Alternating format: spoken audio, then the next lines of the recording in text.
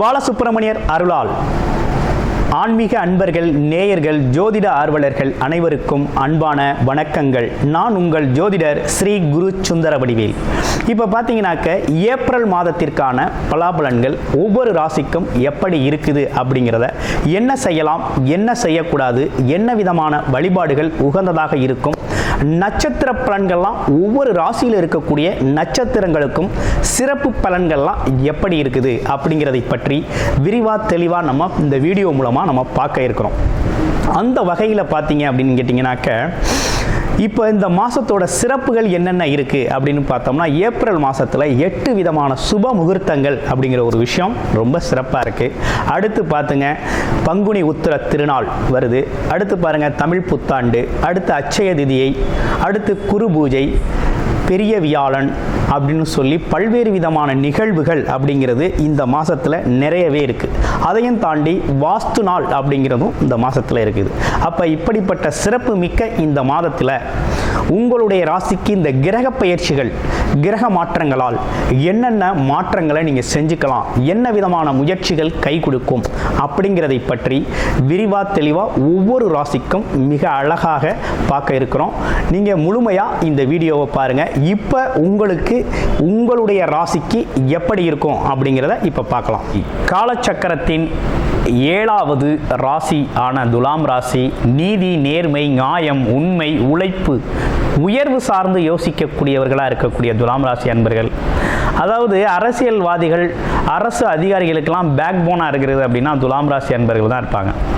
அது இல்லாமல் எந்த இடத்துலையும் நீதி, நேர்மை, நியாயம் அப்படிங்கிற விஷயத்தை உறக்க பேசக்கூடியவர்கள், அதாவது நம்பிக்கையோடு செயல்படக்கூடியவர்கள் அப்படின்னு எடுத்துக்கலாம். அது இல்லாமல் பார்த்தீங்கன்னா நீதித்துறை, நிர்வாகத்துறை சார்ந்த விஷயத்தில் இவங்களோட பங்களிப்பு அப்படிங்கிறது நிறையவே இருக்கும். பாமர மக்களுக்காக பகுத்தறிவோடு யோசிக்கக்கூடிய ஒரு ராசி அப்படின்னா துலாம் ராசி அன்பர்கள். அந்த வகையில் இவங்களுக்கு இந்த ஏப்ரல் மாதம் எப்படி இருக்குது? ராசிநாதன் 2 மடங்கு பலத்தோட, 200% பலத்தோட, உச்ச பலத்தோட 6ஆம் இடத்துல போய் அமர்ந்துட்டார்.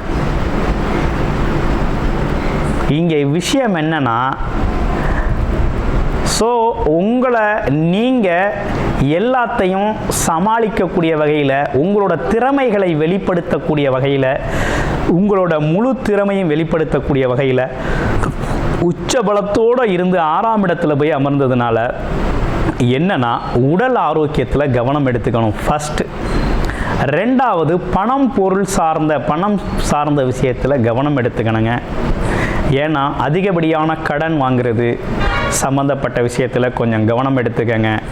மற்றபடி வேலையெல்லாம் எப்படி இருக்குது அப்படின்னா, உங்கள் திறமையை நிரூபிச்சிங்க அப்படின்னா உங்களுக்கு சிறப்பு, உங்களுக்கு பதவி உயர்வுலாம் அட்டகாசமாக கிடைக்குமுங்க. பயப்பட வேண்டாம். இந்த காலகட்டத்தில் உங்களை அறியாமல் உங்களுடைய திறமைகள் அனைத்தும் வெளிப்படக்கூடிய காலகட்டம், ஒரு சவாலான காலகட்டம் தான் அது.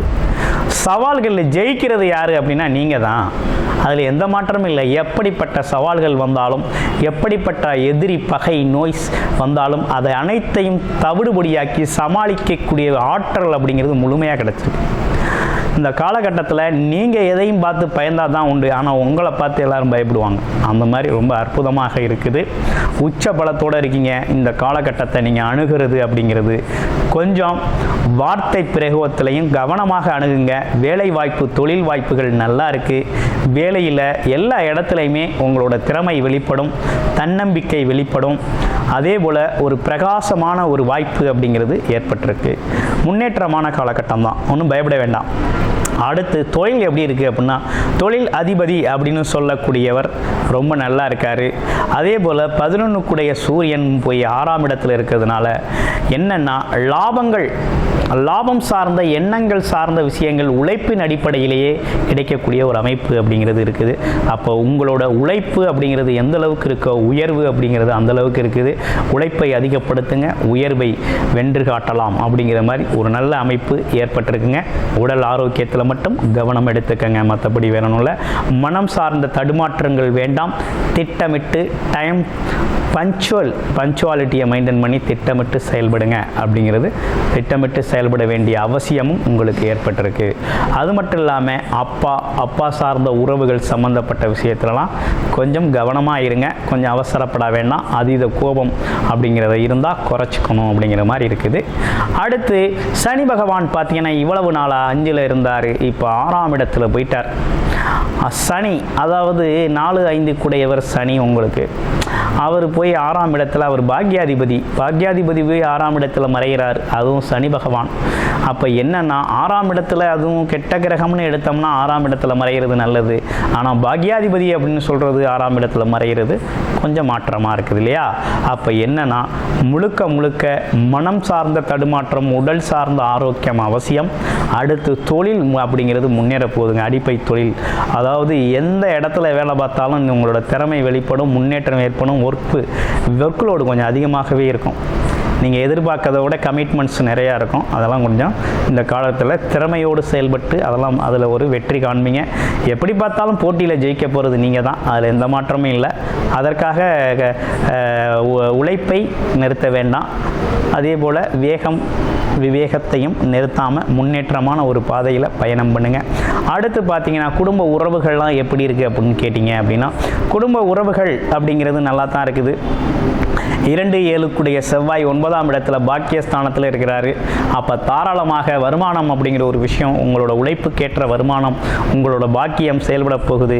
அடுத்து 7 அதே நேரத்தில் திருமணம் சம்பந்தப்பட்ட விஷயங்கள், திருமணம் சம்பந்தப்பட்ட வைபவங்கள், அது மட்டும் இல்லாமல் கணவன் மனைவி ஒற்றுமை சார்ந்த விஷயங்கள்லாம் அருமையாக இருக்குது, நல்லா பலப்பட போகுது. ஒரு பக்கம் சவால்கள் நிறைந்த வாழ்க்கையாக இருந்தாலும் இன்னொரு பக்கம் குடும்ப வாழ்க்கை ரொம்ப அமைதியாக, அன்பாக, அதுவும் பார்த்தீங்கன்னா ஒற்றுமையோட ரொம்ப சிறப்பாக இருக்கக்கூடிய காலகட்டமாக இருக்குது.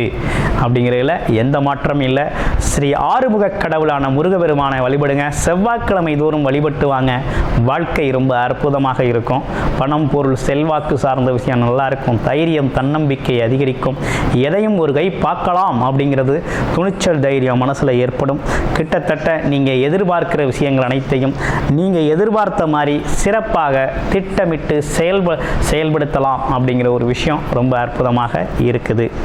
அடுத்து 12ஆம் இடத்துல இருக்கக்கூடிய கேது 12இல் இருக்கிறதுனால கொஞ்சம் தூக்கத்தில் கொஞ்சம் சிரமங்கள் இருக்கலாம். ஆனால் இது அடுத்து 11ஆம் இடத்துக்கு போகிறாரு. கேது 11ல் இருக்கிறது நல்லது தான், லாபத்தை தருவார். 10-11 கேது ராகு இருந்தது அப்படின்னா உங்களுக்கு முன்னேற்றங்கள் தான் உண்டு. தொழில், வேலை சார்ந்த முன்னேற்றங்கள், தனலாபங்கள் ஏற்படும் அப்படிங்கிற ஒரு நல்ல அமைப்பு அப்படிங்கிறது உண்டு.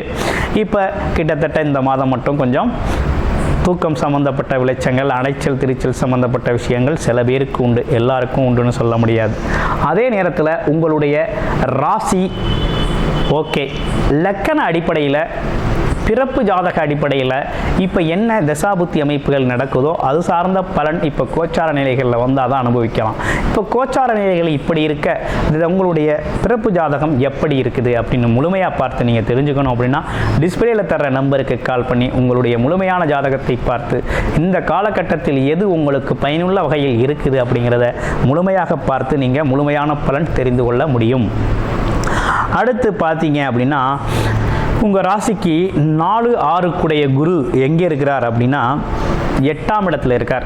குரு சுக்கிரன் பரிவர்த்தனை, ராசியும் குருவும் பரிவர்த்தனை ஏற்படுத்துகிறாங்க. அதுவும் 6-8 பரிவர்த்தனை அப்படிங்கிறது எப்படி இருக்குது அப்படின்னு கேட்டிங்கன்னா கிட்டத்தட்ட ஒரு வகையில் அதிர்ஷ்டமாக தான் இருக்குது.